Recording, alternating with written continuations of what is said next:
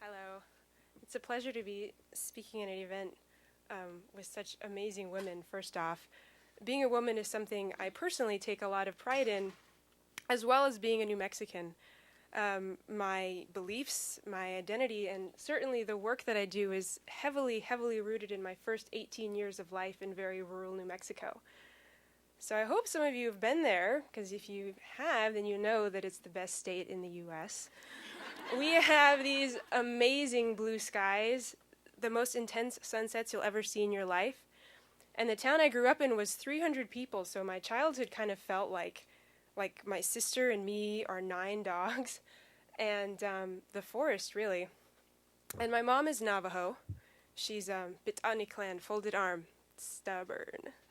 She's one of 9 children, and most of my family still lives on the reservation. And in the summers, we would spend them with my grandpa in Tisnos Pass, Arizona.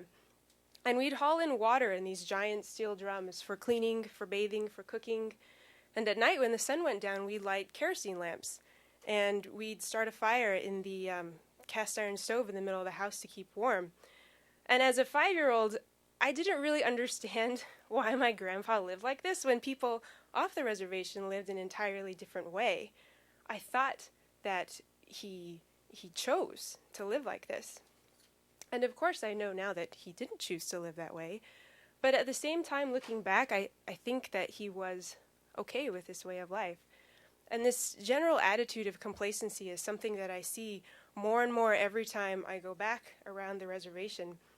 People have accepted that decisions are made on their behalf. They don't really expect their personal situations to improve, and they really can't visualize something better. Native American communities are among the most impoverished in the U.S., and they have been for decades. And as a 5-year-old, I didn't really know what words like this meant. But as I got older, there was certainly a word for what I felt when I thought about my grandpa's situation, and that was injustice. So to lighten the mood, I'm a product designer. Product design is a conglomerate of art, psychology, and engineering, and for me, it was this beautiful blend of something practical and something creative, something technical, but something also still human-centered. So when I finished college, I took a job at a design firm down in Silicon Valley, and I worked there for 6 years, and I designed things like televisions, remote controls, medical devices, power tools. My friends all loved my job. And, I mean, from the outside, I have no reason to complain. I had a great job, good salary, doting boyfriend, loving family, superb education. But I was frustrated. Particularly about 3 years into my career, there was 2 things in particular that just really started eating away at me. They were nagging and festering.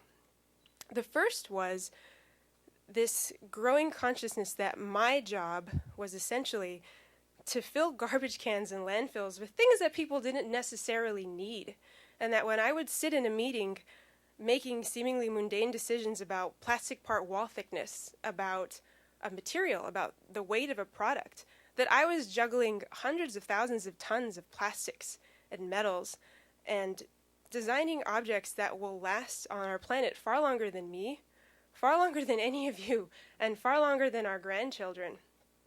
And my coworkers didn't think this was crazy. In fact, I'm pretty sure they thought I was crazy for bringing this up in meetings with clients.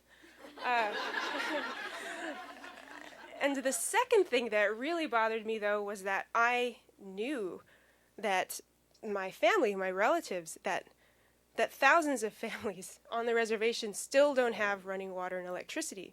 And aren't these engineering and design problems as well? And didn't I, as a Stanford engineer, now have the skills to really address these sorts of issues? Well, at the time, my thoughts or my answer to that question was no. I didn't think I could do anything about that. So my frustration grew, and I quietly started spending my time researching and learning about sustainability, about green design. I bought nerdy books on industrial ecology, and I started going to lectures, workshops, seminars to learn how people were using technology to fight poverty, using technology to better the environment. And then I went to my very first Engineers Without Borders meeting. EWV, for those of you who don't know, it's a volunteer organization promoting sustainable engineering in developing countries. And this was really a turning point for me. It's what allowed me to take my passion, my skills, and my growing interest and really turn that into action. And it put me on this path. And for the first time, I had clarity and I could see where I could go and what I wanted to do. And thank God, I really just started running. So myself and my friend Francis Dumais, we led EWV's first team focused on product development for impoverished communities. Our first project was a clean burning cook stove for refugee women in deforested areas. Our second project was an affordable family-sized wind turbines for rural Guatemalans living off the grid. Third, fourth, fifth, sixth projects all came quickly thereafter, and during this time, our volunteer numbers were just exploding. There was a line of organizations waiting to employ our services, and the press and the media were showering us with attention, all good things. It was incredible. I'd never experienced anything like that. But at the end of the day, we weren't really getting the job done as a group of volunteers.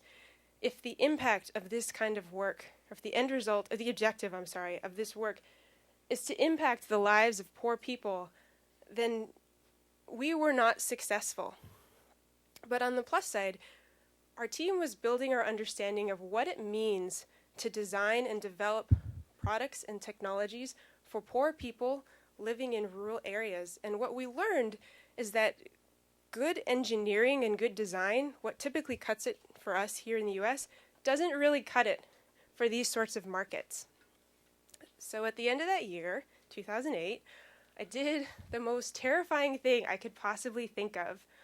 I quit my job at the beginning of a recession, and I started a company with one of my colleagues from EWB, Tyler Valaket. We wanted to build a design firm that was focused on impoverished communities typically neglected by the rest of the world, people without a voice. And this company was the first of its kind, and we had a vision. We wanted anyone, anywhere, to be able to access design and engineering services. We wanted to build multidisciplinary teams to address these challenges that we had faced as volunteers. But above all, we wanted to change this charity dynamic, because these are real and important problems in the world. And honestly, to label it as charity is extremely short-sighted and ridiculous. I could go on about that forever. I'm very proud to say that this company, this idea, has gained a lot of traction in the past few years. We've worked with organizations in India, in Guatemala, Rwanda, Tanzania, Kenya, all on new products and technologies for women, for farmers, for small business owners, for clinics. I was just in Rwanda in August, where I was watching the fruits of our labor, which was a solar energy system, impact the lives of 30,000 patients in a single health clinic. It was a pretty cool feeling, I hate to admit, but it was. And it just brings back this point where electricity is something so basic, but for this clinic it meant that doctors could distribute medication. It meant that they had lights so that babies didn't need to be born by kerosene lamp or by darkness. It meant that doctors could charge a cell phone so they could call an ambulance in case of an emergency. Electricity is so simple, and we have had it for decades, but 1.6 billion people still don't have it, including my relatives and my family in northern Arizona. So, in that sense, you could say, or I personally say, that I still haven't achieved my goal. But what I'm starting to understand over my experience for the last few years is that the role that I thought I would play in achieving this goal has completely changed. My role now, I think, and the role of everybody here in this room, is to inspire other people to make the world a better place for themselves. It's to help other people visualize something so clearly that they're moved to act. And this really is the tallest order you can act of anybody. I have no misgivings about that. But the difference between the Heather standing up here today and the Heather 5 years ago is that I earnestly believe that we can do whatever we want. And in the spirit of today's event, I also earnestly believe that we do it better as women. So, thank you for letting me share my story.